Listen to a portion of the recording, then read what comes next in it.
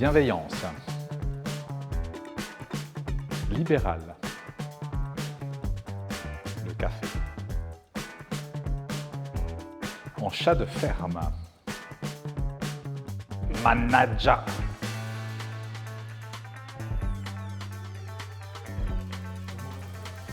Courage. Cynisme. La lecture. Un lion, soit indomptable, mince.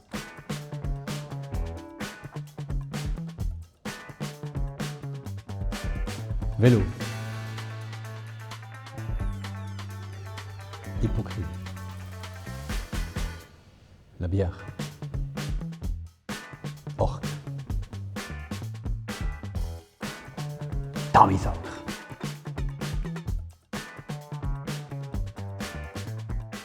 Alors rentrons direct dans le vif du sujet. Le slogan de la campagne, pour une Rolle vivante, avec vous, pour vous. Pourquoi ? Alors déjà, avec vous, pour vous, ça implique clairement une volonté d'inclure la population rolloise dans les affaires publiques, de l'inclure davantage, de pouvoir converser avec elle et puis de l'impliquer dans les grandes décisions, les grands défis qu'attendent Rolle ces prochaines années. Et puis une Rolle vivante, c'est aussi une Rolle qui vit, pas simplement une Rolle où on habite, où on dort, mais c'est une Rolle qui est accueillante pour tout le monde, qui offre des activités, qui offre des infrastructures dans laquelle on peut vivre agréablement, où on peut fonder une famille, où on peut rester pour ses vieux jours. Okay. Paul, je sais que toi, tu es toujours intéressé par les questions culturelles. Tu vis aussi depuis à Rolle depuis très longtemps, tu l'as vu évoluer. Donc pour toi, qu'est-ce que ça veut dire une Rolle vivante en fait ? Une Rolle vivante, c'est un lieu où on peut vivre, on peut aussi travailler, on peut aller se défouler, que ce soit pour les plus petits sur une place ou des places de jeu, pour les plus grands dans des centres culturels comme on a le Sésame par exemple. Mais je trouve que pour les gens un peu plus âgés, je parle à partir de 18 ans, il n'y a pas grand-chose pour la population. Il y a un théâtre qui est super comme il est géré. Par contre, il n'y a pas de salle de spectacle, on n'a pas de concert, il n'y a rien pour les artistes, il n'y a pas d'espace. Il y avait un espace, malheureusement, ça n'existe plus. Et il n'y a rien qui remplace je trouve qu'il y a un grand manque au niveau culture un peu plus poussé, à part le théâtre. Il n'y a pas de cinéma, il n'y a pas de lieu culturel autre que le théâtre. Okay, donc c'est un petit peu la notion de rôle pour tous. Il y a des choses pour quelques-uns, mais vraiment pour, on va dire, peut-être pour plus de groupes de population. Et pour toi, Rémi, qu'est-ce que tu penses ? Pour moi, c'est déjà cette notion de mixité, effectivement, que des gens puissent avoir différentes activités, différents profils, qui est de la vie, et qu'on soit aussi dans un cadre lui-même vivant, que ce soit au niveau de... En fait, qu'on puisse respirer en fait, dans cette rôle-là. Donc pour moi, ça me parle beaucoup. Et puis le avec vous, ça me parle aussi beaucoup parce que je pense qu'il faut impliquer les citoyens, il faut les informer. Et cette relation en fait entre les autorités et les citoyens, pour moi, c'est essentiel. Donc voilà, ça me parle sur ce coup-ci. D'ailleurs, ça me fait un peu penser, on parle un peu de lien. Il y a un point qu'on a mentionné, c'est l'isolement social, et on veut un engagement fort. Qu'est-ce que ça veut dire ? Un exemple de ce que peut-être soit la commune pourrait faire à ce niveau-là, ou bien tout ce que vous avez vécu dans vos rencontres ? Dans l'intégration de la population, on peut plus faire de la mixité, par exemple, entre personnes âgées, gens avec des familles, des étudiants. Pour le moment, c'est vraiment très groupé. Cloisonné. Cloisonné, c'est juste. Et puis, on pourrait plus organiser des choses au niveau du vivre ensemble dans des maisons où il y a la possibilité d'avoir un espace pour tout le monde, mais aussi des activités où plusieurs générations peuvent être impliquées en même temps. Okay. Alors, ça me fait penser justement, il y a la MAC par exemple, la maison des aînés, des choses comme ça. Est-ce que c'est quelque chose qui vous parle, enfin qui te parle, Federico ou... Alors, moi, je pense qu'on a utilisé le bon terme en disant de décloisonner finalement la vie sociale et pas simplement faire des activités qui parlent à une catégorie de personnes, à une classe, à une catégorie d'âge, mais vraiment essayer de fédérer la population autour de manifestations ou d'événements et de les organiser et d'avoir aussi une stratégie claire et concrète pour vraiment avoir ce genre d'activité-là. On parle d'isolement, on a aussi thématisé, on en a parlé d'ailleurs Rémi lors de la campagne, de la fracture sociale, hein, la fracture numérique, pas la fracture sociale, la fracture numérique, des personnes en fait qui sont complètement désemparées par rapport à la numérisation de la vie, et là aussi la commune peut avoir un rôle, et là aussi on sort de l'isolement des personnes qui sont désemparées face à des tâches administratives qu'elles n'arrivent plus à remplir parce qu'elles sont complètement en décrochage par rapport à ça. Ouais. Et c'est vrai que là la commune, à mon avis, elle peut vraiment faire des choses. On a vu dans d'autres communes des cafés numériques où des personnes peuvent venir. À Gland, il y a aussi tout un local qui est géré en fait avec des personnes âgées, mais pas seulement pour les personnes âgées, où toute cette question du numérique en fait peut être faite. Donc effectivement, la commune peut faire beaucoup de choses. Ça me fait penser en fait, on en a parlé aussi en fait au niveau du sport, parce qu'en fait le sport c'est aussi quelque chose qui permet aux gens de se, on va dire de se rejoindre. Est-ce qu'on est juste au niveau Arol ou bien est-ce qu'on peut faire plus? Je trouve qu'il y a plusieurs sports qui ne sont même pas offerts par manque de place, manque d'infrastructures. Je parle de badminton, il y a volleyball, il y a le club de basket qui a dû quitter Rolle parce qu'il n'y avait plus la possibilité d'intégrer dans cette organisation des salles de sport. C'est, je trouve, en partie aussi la faute d'enjeu, peut-être pas faute, mais d'une non-volonté d'enjeu d'intégrer autre chose que seulement l'école par rapport à l'utilisation des salles qui sont... Le sport, c'est pas juste pour les élèves. C'est juste, ouais. Absolument, oui. C'est comme la piscine, elle est ouverte à tout le monde à certaines heures, et puis les salles de sport également. Mais est-ce qu'on peut tout faire? Est-ce qu'il faut choisir comment Alors on peut tout faire, enfin, dans les limites évidemment du possible, de ce qui est possible à Rolle et en cohérence finalement avec la population et avec la demande de la population.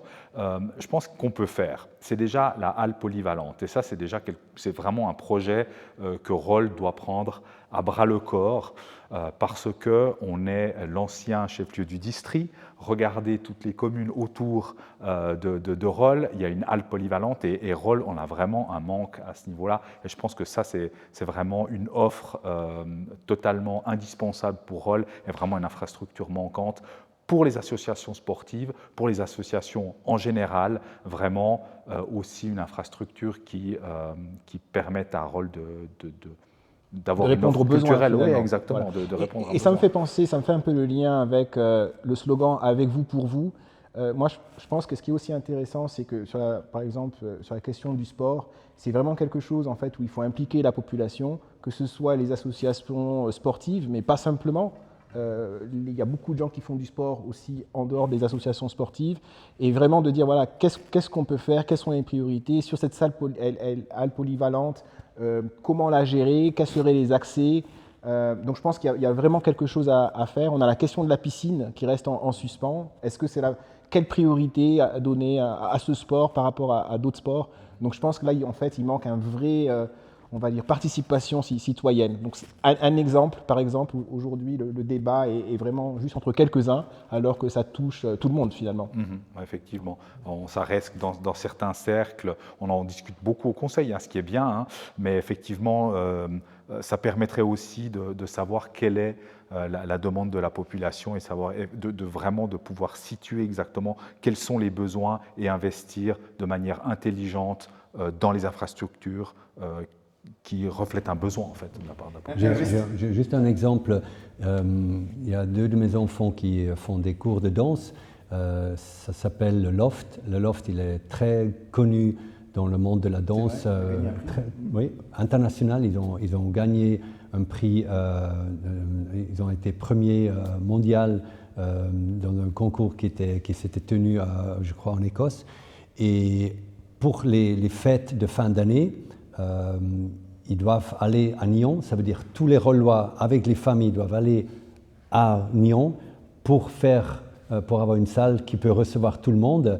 Et c'est au niveau écologique, c'est une aberration, juste parce qu'à Rolles, il n'y a pas une salle polyvalente où il y a assez de place, parce qu'effectivement, le casino, c'est beau, mais depuis une vingtaine, trentaine d'années, légèrement dépassé par le nombre de la population.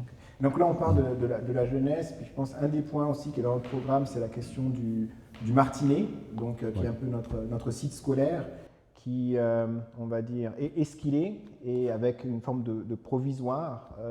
Est-ce que là, justement, il n'y a pas moyen, ou on ne devrait pas avoir l'ambition, en fait, de faire plus de ce site pour nos enfants? Alors moi, ce qui m'interpelle, et c'est peut-être personnel et je me concentre là-dessus, c'est clairement le problème de la chaleur en été et des préaux qui ne sont vraiment pas adaptés aux canicules qui nous attendent et qui malheureusement risquent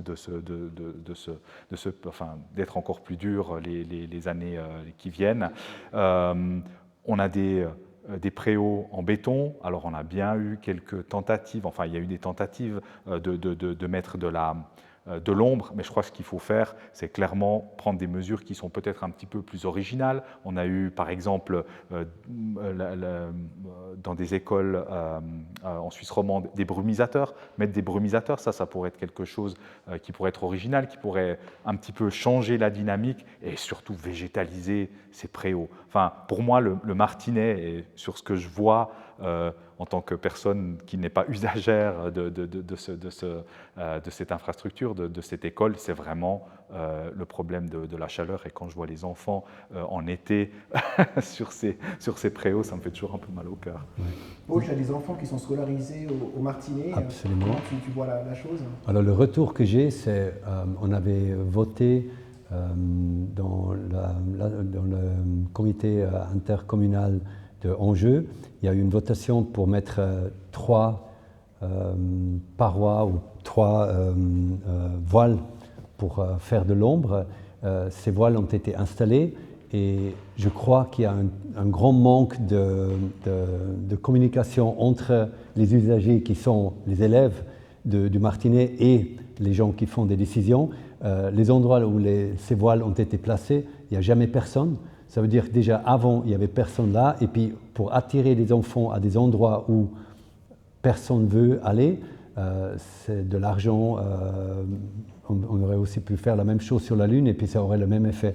Moi, j'ai des enfants qui ont vécu les premiers cabanes ou les premiers provisoires qui ont été construits, qui étaient juste à côté de la piscine. Il y a encore l'infrastructure. C'est les poutres en béton, elles sont encore là. L'espace n'est pas utilisé pour autre chose parce qu'on n'a pas enlevé oui, c'est utilisé pour les parents qui attendent leurs élèves à la piscine, mais pour autre chose pas. Il y a des trous, des anciens trous dans la cour. Qu'est-ce que tu proposes, il y avait des arbres qui ont été enlevés en manque de quelqu'un qui peut les arroser.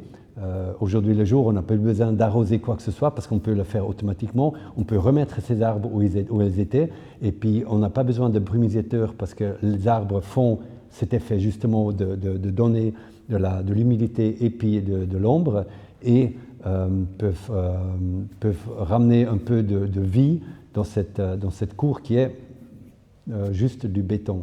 Et puis, si on parle de provisoires qui ont été là il y a 20 ans et puis les nouvelles provisoires qui ont été créées, il y a clairement un manque de vision sur la démographie de Rolles, où il y a tellement d'enfants et en plus, on ne sait plus où les placer et il n'y a pas de volonté de continuer à faire quelque chose dans cet espace. Et d'ailleurs, c'est intéressant cette question de vision, de plan, et faire le lien avec la participation citoyenne.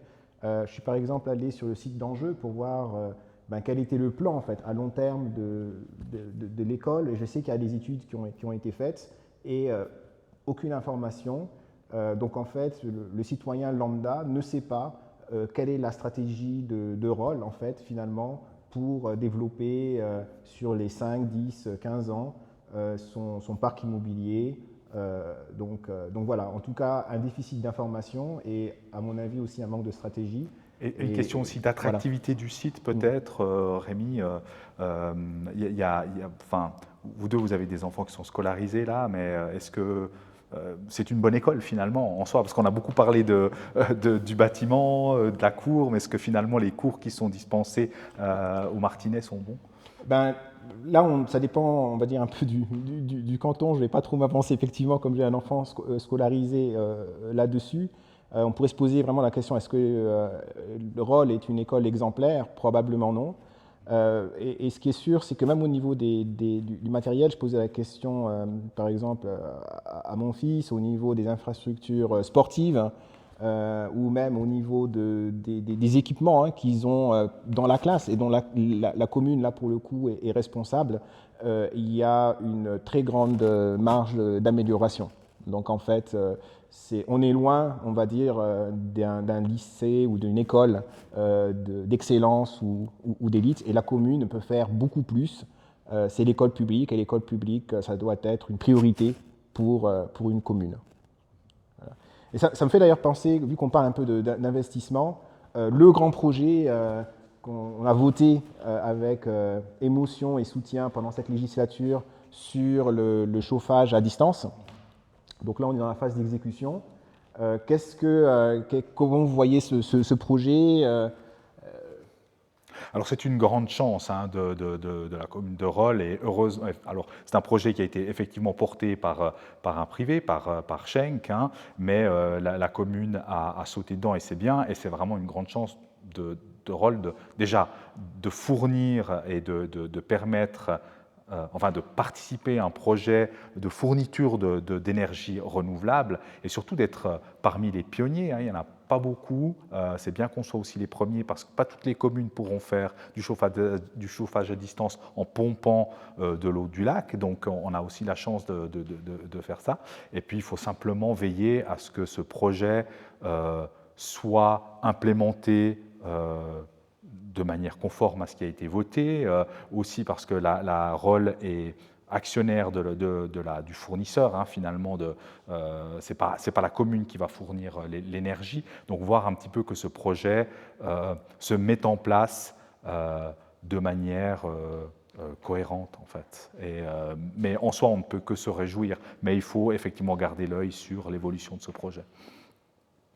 Ouais. Moi, ce que j'ai trouvé très innovant aussi, c'est que ça ne fournit pas que de la chaleur, mais que ça peut aussi fournir du froid. Surtout qu'on va de plus en plus vers des étés de chaud ou de surchauffe.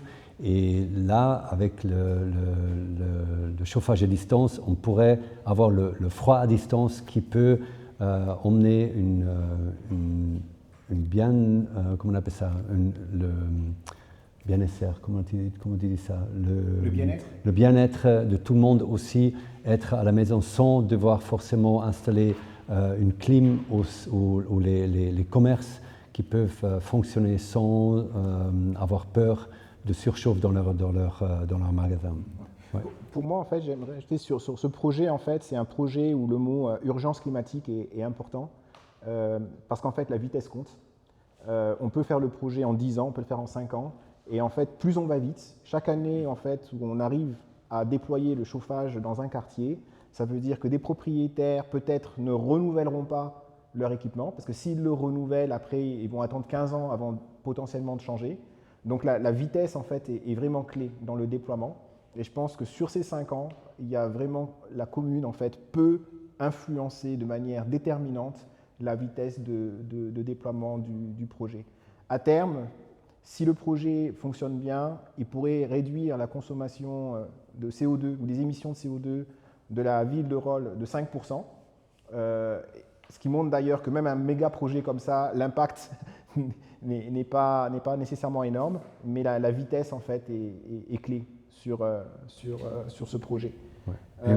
Je trouve la communication avec la population manque terriblement, je trouve, à ce niveau-là, parce que il y a plein de gens qui, entre autres, un de nos confrères des Verts a fait des installations, des investissements pour un chauffage écologique.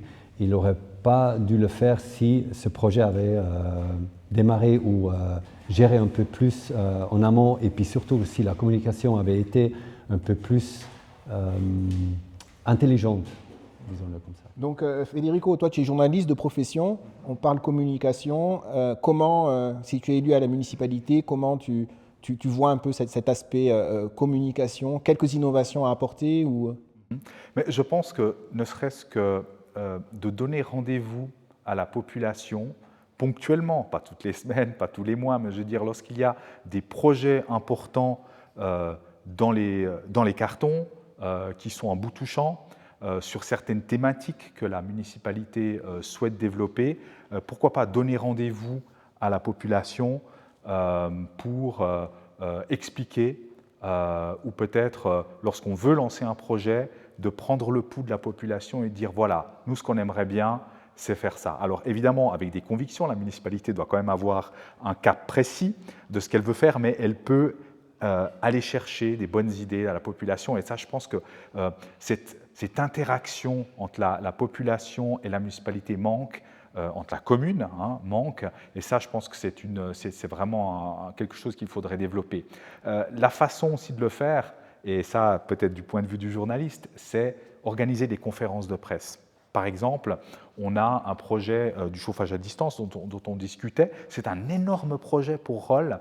Et là, je pense qu'en faire un petit peu la communication dans les médias, on invite les médias, on explique le projet, voilà ce qu'on veut faire, simplement que d'inviter dans le cadre du conseil, mais aussi donner la possibilité aux journalistes de poser des questions, d'avoir un grand débat là autour, c'est aussi une bonne solution. Je pense que ces deux axes-là, prendre le pouls de la population sur certains projets, informer la population sur des projets qui sont déjà bien avancés, mais aussi utiliser entre guillemets la presse, mais disons, c'est un des leviers qu'on peut aussi utiliser pour aussi communiquer très largement. Okay. Alors peut-être aussi quelque chose sur cet aspect-là, peut-être on revenait à un aspect un peu plus physique. La mobilité, ça c'est un thème habituellement très fort chez les Verts. Donc à Rolle, on est une petite ville, on ne peut pas avoir les mêmes stratégies qu'à Lausanne ou peut-être à Genève ou Paris. Est-ce qu'on peut faire plus ou est-ce qu'on fait tout juste? Quelles sont un petit peu les propositions sur la mobilité douce, partagée, électrique? Bon, sur une question générale, je voulais répondre avec un exemple un peu plus précis et personnel. Moi, j'habite dans un quartier où on a une mobilité qui est juste catastrophique, où on n'a pas de trottoir, où on a des voitures qui passent trop vite. Et en fait, c'est une illustration en fait des dysfonctionnements de Rolle en termes de mobilité, où en fait, on n'a pas de plan global. On a des quartiers, on a des espaces qui se sont construits sans vision d'ensemble. Et aujourd'hui, on se retrouve avec des points de mobilité qui sont foncièrement dysfonctionnels. Et là, je pense qu'il faut clairement mettre tout ça à plat et essayer d'identifier les points problématiques, les identifier et trouver des solutions, mais aussi des solutions globales en termes de mobilité, aussi pour que piétons, vélos, voitures puissent évoluer à Rolle de manière harmonieuse. Okay.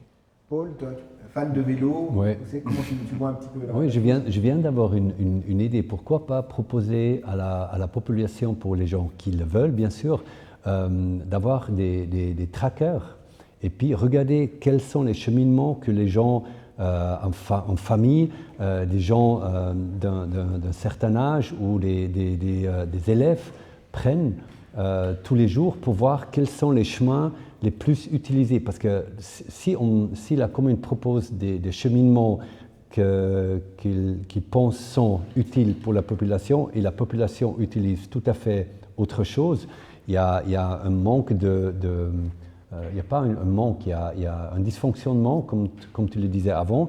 Par exemple, il y a un énorme passage qui se fait pour arriver au loft, qui est l'école de danse. Il n'y a aucun trottoir ou aucun chemin par bicyclette qui emmène à ce lieu un peu sûr. Les seuls lieux sont à travers le quartier où tu habites. Et là, je ne sais même pas par où passer pour emmener ma fille en vélo à la danse. Et il y a partout des grands sauts, des trottoirs, il n'y a aucune continuité, il y a des trous, du gravier, c'est vraiment pas faire. Moi, je trouve Arol, beaucoup est fait pour les voitures et très peu est fait pour les piétons et les vélos, les trottinettes, les poussettes, tout ce qui a des petits roues non gonflés, c'est catastrophique. Mais je pense dans ce sens-là, comme tu dis, par rapport à aussi la participation citoyenne sur notamment on va dire la mobilité douce, les passages à pied. Moi, je suis là depuis plus d'une dizaine d'années à Arol. On m'a jamais consulté pour savoir quels étaient les points noirs dans mes déplacements. Et là, avec aussi, y compris les outils modernes, c'est très facile, ne serait-ce que de faire des sondages et de demander aux gens, voilà, donnez un petit peu vos idées d'amélioration. On a bien sûr les points noirs de la gare qui sont évidents au niveau de la mobilité douce, mais il y a toute une série de petites choses en fait, en fonction des profils, des âges, etc., qui sont certainement là. Et simplement, ce n'est pas là. Donc, encore une fois, je pense qu'au niveau de la méthode, il y a vraiment des grandes choses à améliorer, et puis ça va se faire en plein de mesures concrètes. Moi, je vois par exemple un flux d'élèves qui s'acheminent vers le Martinet. Il y a des enfants qui peuvent aller en vélo ou à pied depuis certains quartiers, même de Mont-sur-Rôle, de Perrois ou de Tarténien à Rôle, avec des moyens de mobilité douce. Et je ne vois pas comment la commune ne voit pas qu'il y a des lacunes énormes. Par exemple, énormément d'élèves qui viennent du côté du quartier de la Pépinière ou autre, ils doivent passer à travers le quai de la gare pour pouvoir passer en sécurité de l'autre côté de la rue de la Gare et de l'avenue de la Gare. Et puis c'est très dérangeant et dangereux parce que c'est tout près des voies et ce n'est pas prévu pour, mais beaucoup d'élèves prennent ce cheminement. Et je ne trouve pas nécessaire, mais il y a un énorme manque de vision à ce niveau-là. Peut-être pour terminer, comme on a le temps, un grand projet qui nous a été présenté en fait par la municipalité, le plan d'affectation des vignes, qui comprend un gymnase et une zone à définir, on va dire, qui sera de l'habitation. Ça va se jouer cette législature. Un petit peu, là on est au top départ. Qu'est-ce qu'un petit peu les priorités des Verts sur ce projet, Federico? Alors, je pense que ça se résume en un acronyme, LUP, logement d'utilité publique. Je pense qu'il faudra se battre vraiment pour qu'on ait suffisamment de logements à loyer abordable. Aujourd'hui, on nous propose 15 à 20%. Je pense qu'il faudra augmenter au moins jusqu'à 30%. Pour qu'il y ait suffisamment de logements abordables. On ne peut pas faire de la baie d'Opale partout, même si on comprend que des investisseurs souhaitent rentabiliser, mais bon, voilà, on est aussi dans une logique d'aménagement. Et puis, et puis qu'il y ait aussi de la mixité, quoi. On parle d'artisanat. Aujourd'hui, il y a une problématique où on a des artisans, des entreprises d'artisanat qui n'arrivent plus à s'installer à Rôle, qui n'ont pas de locaux. Et je pense qu'il faut aussi assurer qu'il y ait une mixité sur ces locaux-là. Peut-être ne pas totalement désengager la logique financière, mais je veux dire que ça ne soit pas la priorité unique. Je pense qu'on construit aujourd'hui, on n'a pas beaucoup de surface constructible, et je pense qu'il faut construire intelligemment pour Rôle, et là aussi selon les besoins en fait, pour permettre à certaines personnes qui sont là depuis longtemps, peut-être qui habitent là depuis qu'ils sont nés, de pouvoir rester à Rôle, parce qu'aujourd'hui ça c'est un problème. Okay. Effectivement, et puis dans le mot construction, il y a bien sûr, on veut aussi une bonne construction dans les matériaux, on parle d'économie circulaire. Sur un grand projet comme ça sera aussi très, très important. Paul? Moi, je trouve en général, on devrait ancrer dans notre constitution de rôle des règles de construction vraiment. Je trouve que Schenk a montré un magnifique exemple avec les nouvelles halles qu'ils ont construites. Toute la structure elle est en bois, il y a très peu de béton à part la dalle. Et je trouve que peut-être pas aller à ces extrêmes-là pour les nouvelles constructions, mais il y a énormément de moyens connus pour qu'on ne doit pas à chaque fois se battre pour construire dans les règles de l'art au niveau respect de la nature, utilisation des moyens locaux, par exemple le bois local, des matériaux de construction locaux, avoir du béton recyclé, il y a tout plein de moyens et puis à chaque fois il faut se battre dans ces projets pour que ça soit respecté et je trouve que ça doit être dans les règles du jeu. Absolument, oui, absolument. Oui. Il y a un énorme manquement là-dedans. Je pense qu'on a besoin d'une nouvelle dynamique à Rolle. On a eu beaucoup d'immobilisme en termes de grands projets. Si on met de côté le chauffage à distance, qui est finalement un projet qui n'a pas été initié par la municipalité. Donc il nous faut vraiment aujourd'hui un souffle pour porter des nouveaux projets symboliques, des projets qui resteront dans le temps, qui seront finalement symboliques qui pourront porter, qui pourront être reconnus et qui pourront amener une véritable valeur ajoutée pour la population. Et pour ça, il n'y a qu'une seule chose, c'est d'avoir une nouvelle majorité à la municipalité, parce qu'on sait très bien que la municipalité, c'est vrai que le conseil communal aussi décide après, mais c'est la municipalité qui a le plus gros levier, et je pense qu'il faut clairement aujourd'hui inverser la majorité à la municipalité. Je trouve qu'en Suisse, on est très innovant avec tout plein de bonnes idées. C'est juste l'application de ces bonnes idées qui, je trouve, est très très lente. On vient d'installer la fibre optique finalement à Rolle. Je ne sais pas combien d'années, je crois que c'est 30 ans que j'attends cet événement. Je trouve que c'est très très long. Et le côté innovant de cette petite Suisse au niveau mondial est très peu appliqué dans la vie de tous les jours. Et je sens qu'il y a un frein, pas seulement financier aussi, mais je trouve que l'argent qu'on a à disposition à Rolle nous permettrait de rendre la vie pour la population beaucoup plus agréable si on tenterait de pas seulement suivre ce qui se fait autour, mais d'être innovant et d'oser faire des changements. Moi, je dirais que je vois qu'avec les Verts, que ce soit à la municipalité ou au conseil, on peut apporter une nouvelle vision, un nouvel enthousiasme, puis aussi une nouvelle méthode de rencontrer la population, de proposer des nouvelles choses.